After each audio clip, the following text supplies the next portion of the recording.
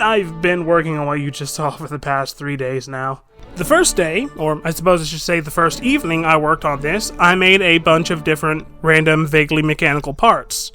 Now, the video I saw that made me think of doing this suggested using a bunch of different asset libraries that you can get for Blender, whether they be free or paid, but I didn't want to do that. I guess to put it simply, I don't like to make it easier on myself if I don't need to. Which is why when it comes to Blender, I almost never use textures other people have made or assets other people have made, and I only use a very small amount of add-ons. The only real exception to that is if I am not so much using a pre-provided material, but following along with a guide to make my own. And heck, I rarely even reuse my own stuff that I've made. If at all possible, I prefer to make things from scratch each time. Now, part of that is so I can either learn what I'm doing or improve and refine on it with practice, but I will admit that there is probably a big chunk of it that's just ego-driven. I want to be able to do it all, so I try and do it all. But that is entirely just me. If you want to use pre-built assets, go for it. There is absolutely nothing wrong with doing that. And honestly, in a lot of cases, it's probably the smarter thing to do. And it is about this point where I start using one of the few add-ons I do have. More specifically, the Extra Mesh Object and Extra Curve Object add-ons, although I don't actually use the curves. I just thought about it. As the name implies, both of these add-ons add a couple extra options for you to start to work off of. And for the Extra Mesh Objects, it actually allows you to tweak a bunch more settings than the standard default items let you. I think I just ended up using the pipe, gear, and honeycomb objects that it gives you, but I'm not sure if that's the case because I can't remember if the single vert option is part of Extra Mesh or a default option. I think the single vertice is a base Blender thing, but I'm not entirely sure because I've had Extra Mesh on for a very long time at this point, and I don't remember. Oh, and if you don't know, the way to use add-ons and extensions in Blender is you go into Edit, down to Preferences, and then you'll have add-ons and extensions, and you can find the ones you want and enable them. I'll mention the few other add-ons I use as I go throughout this video, but there is one I didn't actually use that I have enabled, so I'll briefly mention it here. Cell Fracture basically allows you to take a model you've made and then break it. Basically, you click on your object, Quick Effects, Cell Fracture, fiddle with the settings however you want, and then turn it on, and it will break that model into a bunch of smaller pieces that you can then, say, make into rigid bodies to have it fall and collapse, or manually animate them exploding apart, or whatever you want to do with it. Back when I did the Yog-Sothoth video, that was how I shattered and moved the pieces of the gate around. So you can do quite a lot with it, but for this video I just used the basic Quick Effect Explode. There really isn't much to cover over what I'm actually doing right now because I'm just modeling a bunch of vaguely mechanical shapes. So I'm going to speed the rest of this bit up until we get to where I actually start assembling the robot.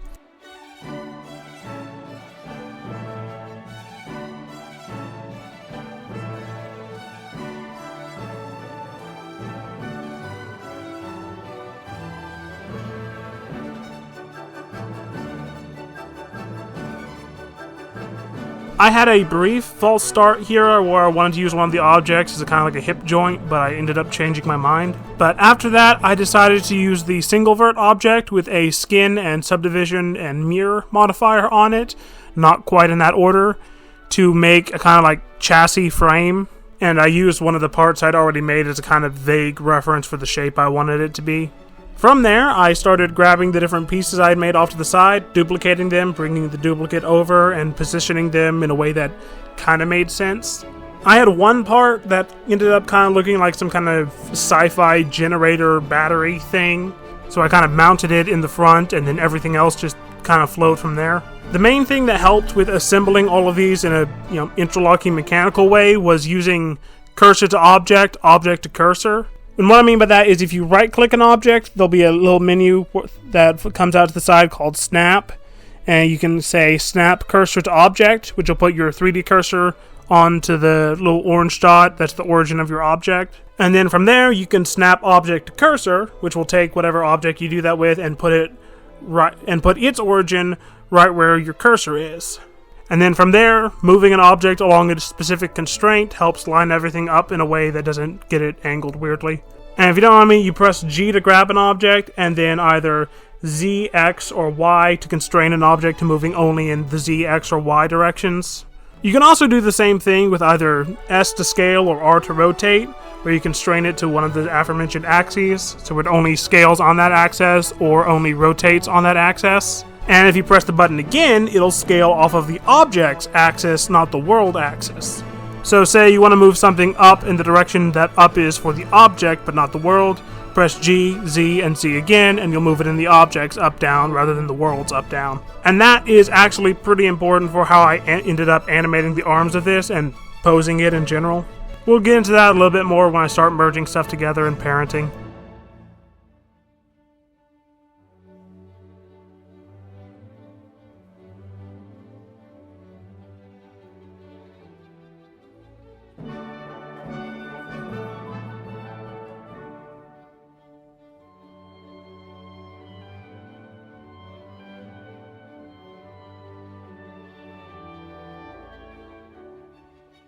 Once I had all the robot's parts how I wanted them, I cleared out the extra from the scene and then started doing the material shading, texturing stuff, which was actually partially a mistake. See, what I should have done is just assign everything a blank, unaltered material where I wanted different materials, and then done my object joining and object parenting, and then edited the materials, but I didn't do that for some reason.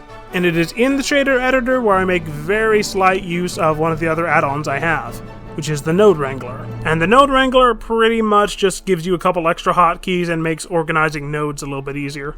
For example, the main thing I use it for is when you have a node selected that can be mapped, pressing Ctrl-T will open a mapping setup on the node, rather than you having to manually add the two different parts to make a mapping setup.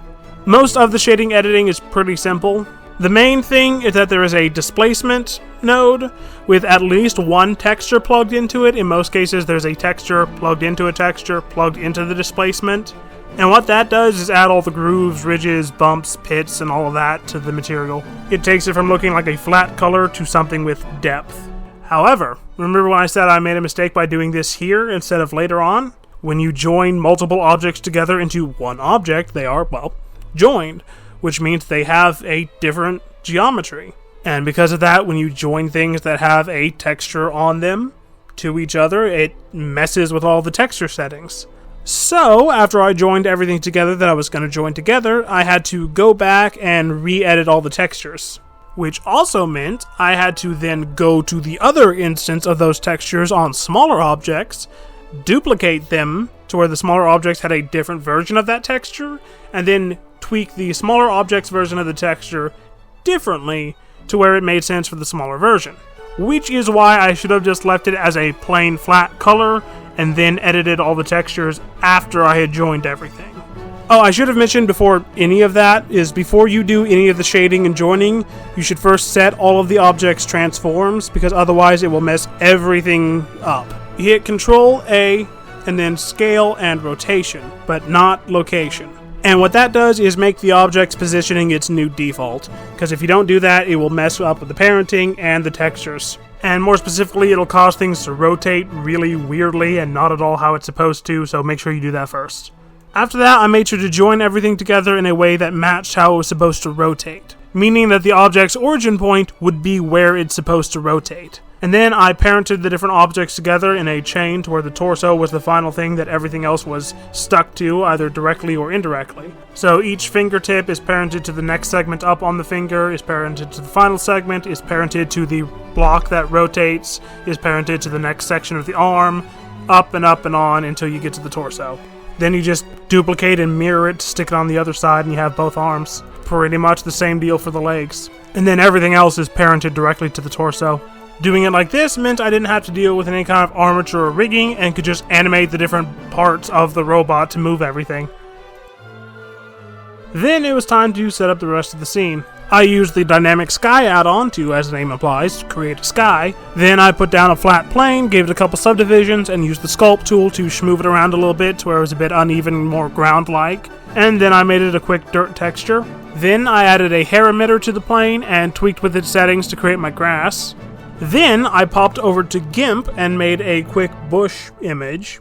I then brought that image into Blender as a mesh plane, duplicated it and positioned it a couple times so it looked three-dimensional, and joined it back together. Then I added another hair modifier to the ground plane that used render as object instead of path, and it had it render the bush object across the plane to scatter some more bushes around.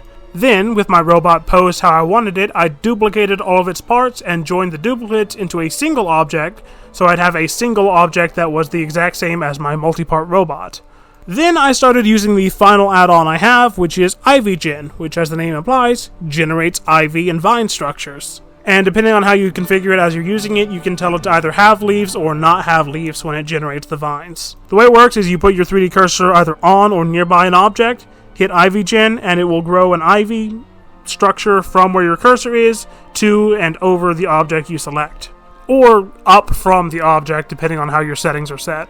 With IvyGen, I had a couple grow over the single object robot and a couple others spread throughout the scene. I made another texture for the vines, and then I used the same bush image as the leaves. And although I didn't record that part, I animated the robot's arms spinning around and used Quick Effect Explode on the ivy constraining it, and had it break free. If you've enjoyed this video, please leave a like and consider subscribing. Talk to me in the comments if you want. I do read everything. And let me know what you think about me explaining what I'm doing. Most of the time I'll just give a little statement at the beginning and then let the music play. But I've been asked to talk more, so let me know what you think.